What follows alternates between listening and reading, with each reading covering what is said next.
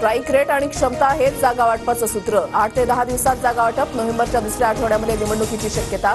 पत्रकारांसोबतच्या अनौपचारिक चर्चेमध्ये मुख्यमंत्री शिंदेंची माहिती.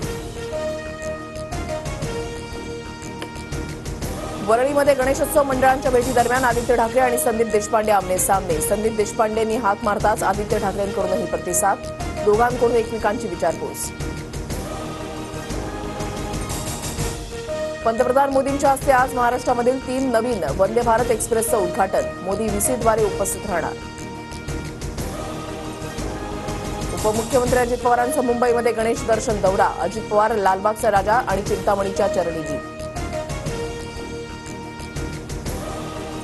विधानसभेसाठी काँग्रेसकडे 1633 इच्छुकांचे अर्ज. सर्वाधिक अर्ज विदर्भ आणि मराठवाड्यातून.